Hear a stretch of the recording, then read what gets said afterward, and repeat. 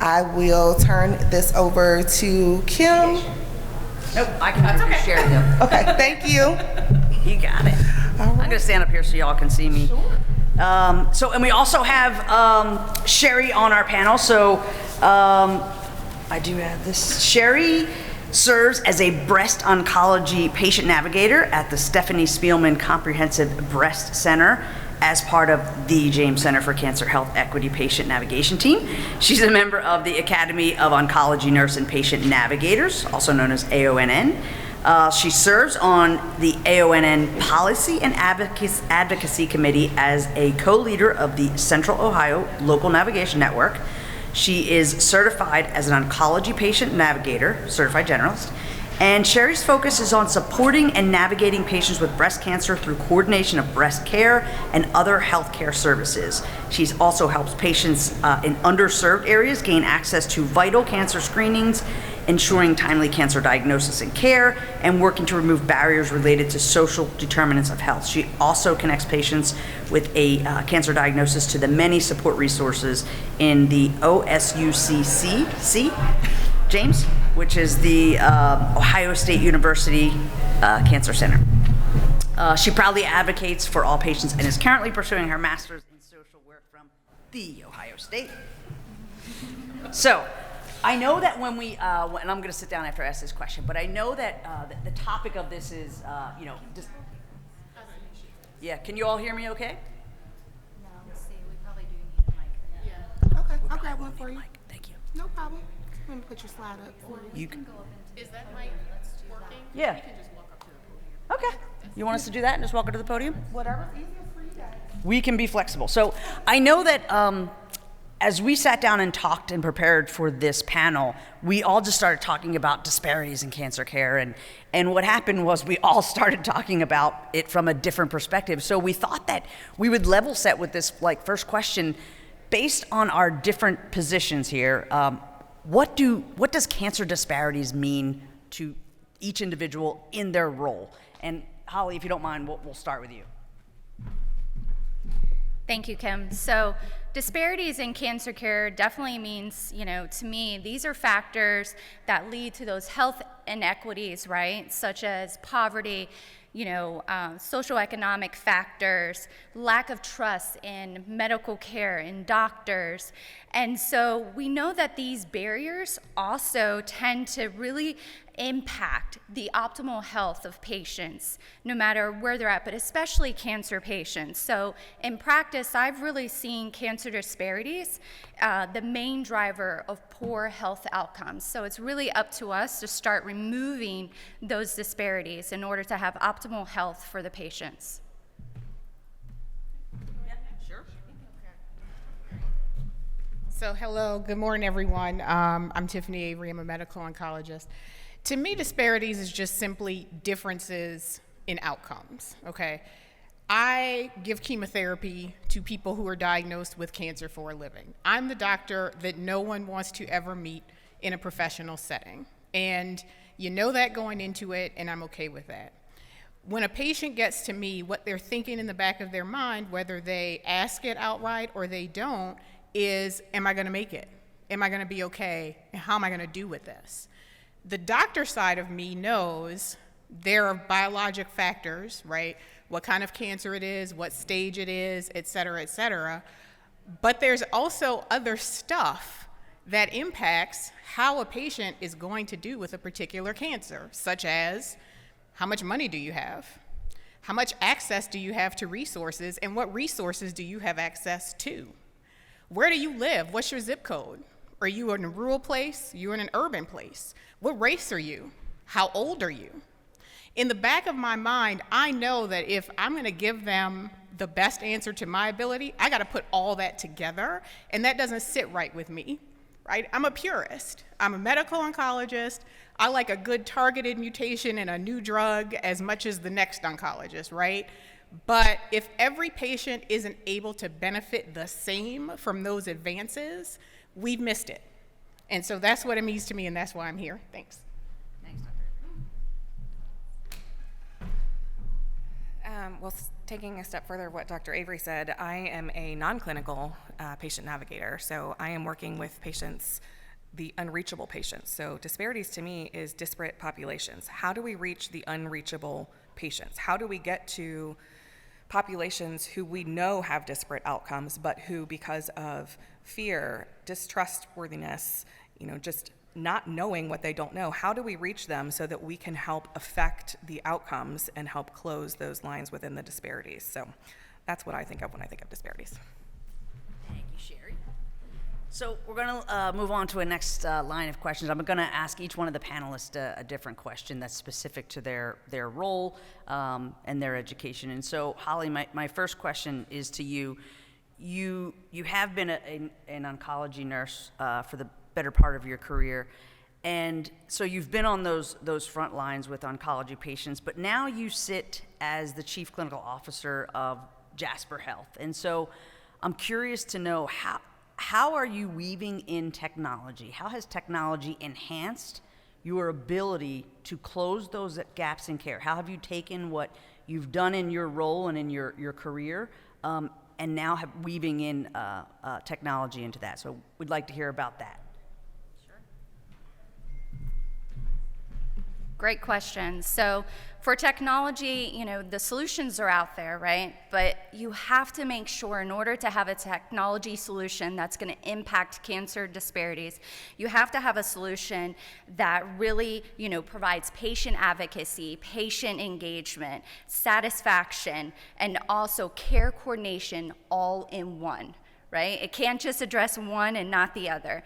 And technology like Jasper really allows us now to not only see those data insights that we all so want, right? As nurses, as doctors, as social workers, those data insights around the EPROs, around the biometrics, around those non-psychosocial aspects, compared with clinical aspects, will really help us start taking care of the patients from a holistic view.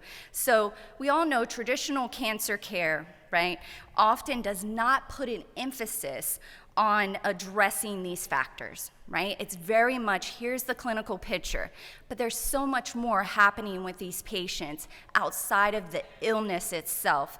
And that's where hopefully technology like Jasper, and that's my job as the Chief Clinical Officer, is to now build a platform that can provide these data insights, that can really empower clinicians, no matter your role, to really, really support these patients holistically from a whole person approach. Great. All right. My next question, I feel very much like the Bachelor and Bachelorette, but my next question is going to be for Sherry. So Sherry, aside from your role at the James Cancer Comprehensive Cancer Center at The Ohio State, you did mention that you're also a member of the Policy and Advocacy Committee of AONN. So you're working on policies to promote the practice of oncology navigation, and you're currently working to support navigation as a billable and a reimbursable service. Gasp, everyone.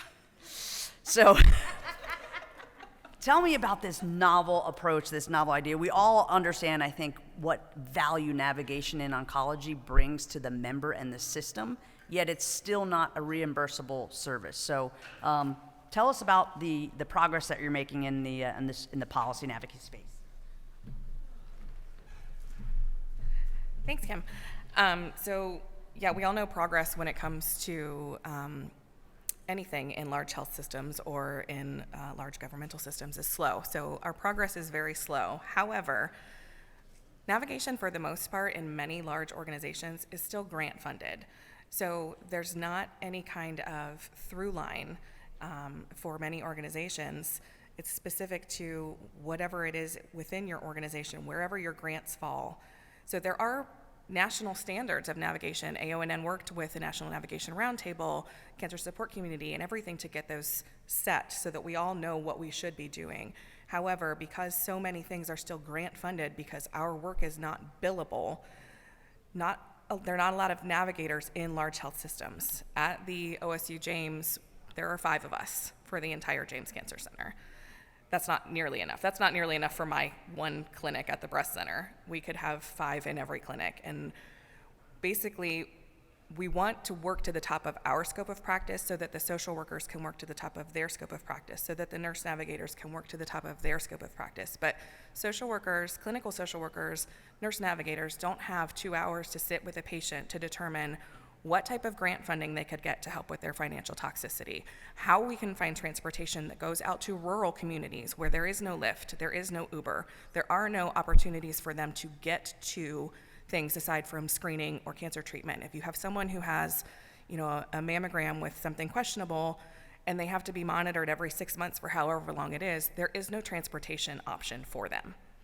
There is screening transportation, there is treatment transportation, but how do we address those? And that's often an hour to a 2 hour long conversation every time I am working with that patient. Our nurses don't have that time to spend with those patients. Our social workers, our clinical care team does not have that time. Navigators do, and that's what we want to do because it does help close those disparities. But not being a billable service, you're seeing the return on investment in the end, the hospital systems are, because people are getting to their appointments, they're not no-showing any of those things, but with us being grant funded, it's not showing like the full cycle of revenue for what we would do as if it were a billable service and how that actually pulls back directly into the results from the hospital or from your individual clinic. So we're working very hard. It's a very slow process with multiple people involved, and I would just put out a plea to any of you and all of you, ask for assistance. Plug your budgets with room for navigators because we want to be able to help your patients get the best outcomes they can, and also allow the other members of your clinical care team to work to the top of their scope of practice. Thank you, Sherry. And if anyone, wants to learn about more things that they can do, I'm sure Sherry would be happy to share her guidance around that. My next question is for Dr. Avery. Okay, so one of the pillars of your career has been highlighting disparities in cancer care. As a medical oncologist, and we know you're very passionate about this topic, but what would you say are the largest barriers to receiving cancer care? Remember, it's a timed session. I know. I laughed at Kim now, and I did then, because I'm like, I could be up here all day, because the problem is vast, and I think that's where we start to get overwhelmed, right? There's been a lot of good research over the past decades talking about, the fact that different groups have different outcomes and like what underpins all that. And there's, socioeconomic status and whether you have insurance and what kind of cancer you have and on and on and on. And so it seems very overwhelming on like, where do you start, right?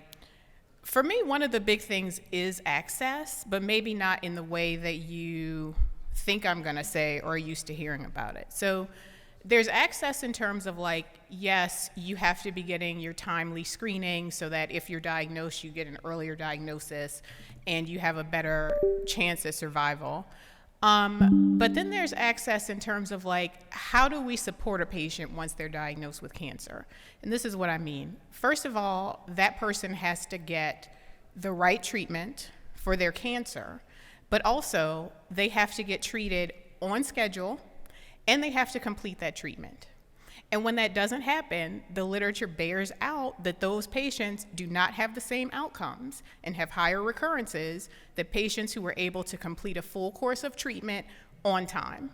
So once again, what Sherry just said is so important because it's access. Most patients are not treated at academic medical centers where she works, where I worked when I was in clinical medicine. Most patients are not treated at NCCN designated comprehensive cancer networks. And that's okay because there are not that many around. But what we have to understand and realize is like the majority of patients are not going to see an oncologist and be treated in a place that's got all of these resources that they need to get their transportation, get there on time, finish their course. So how do we meet people where they are? It's not good enough to say, well, you live in a rural place, so you're not near a cancer center, a comprehensive cancer center, so oh well. That's not good enough. Not with the technology we have and the tools that we have now.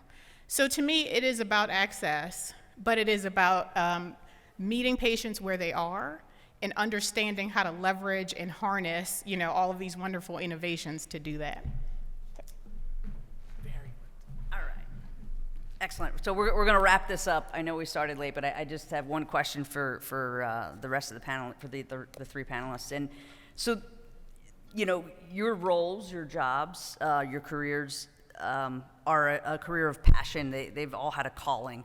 So I'm just curious, in your time in your industry, in your time here today, and the people that you work with and meet with, what would you love to impart upon the industry? And let that be whatever it means to you, that you'd like to share today. So, Holly. I think most important as a healthcare professional, one of the most, powerful things I can continue to do is advocate, right? Advocate for my patients' rights, making sure that I'm developing solutions. I'm taking the time to really build out, things that are going to make a change, right? We can't keep talking about it. We actually got to make some changes in these areas. We have to really help prevent patients, from having these challenges and barriers. If we want them to get better, we want them to have a better outcome, then we have to start removing these cancer disparities. Innovating solutions like Jasper, when we look at these kinds of solutions, we want to make sure that these solutions educate, they motivate, they reduce the barriers for patients, and really make that positive turn. Not only, in the care and the quality and the lowering of the costs, but optimal health, quality of life, which matters the most in what we're seeing with patients with cancer. Thank you.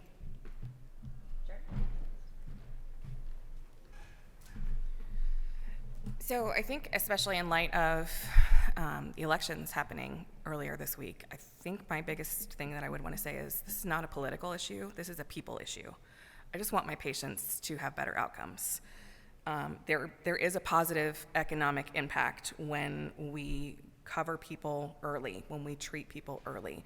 But that shouldn't be a political tagline. It shouldn't be, a CEO coming up and saying all the things and then not doing anything. We have to advocate for our patients. We have to take it from the top levels of what our institution CEOs and CFOs are wanting to do and actually put boots on the ground and get these services out to our patients. We need to stop it from being just a line of, the Jameses, there's no routine cancer. You're right, there's no routine cancer and there's no routine patient. So however this patient got to me is not going to be the same as however this patient got to me. So we really need to work on individualizing what it is that we do for patients and remember that while there is a bottom line to it, there are people and there are families involved in each of these cases that we're working with, and we have to treat them as such.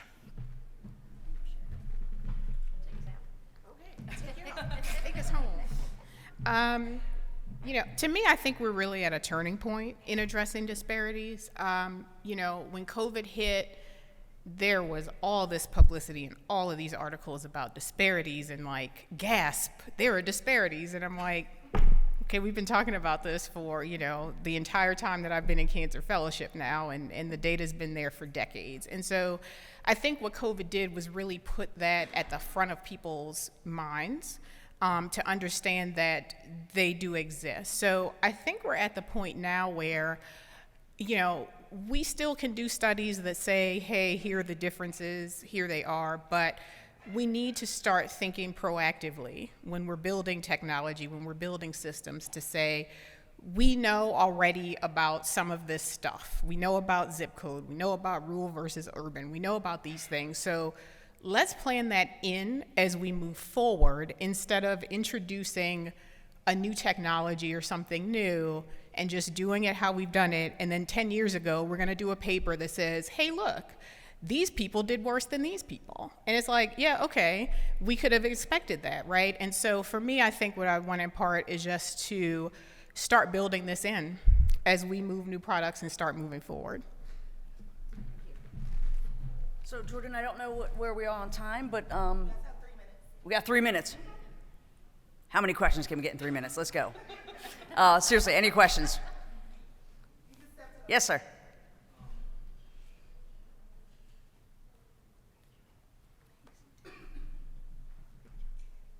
Well, my mom was recently diagnosed with lung cancer.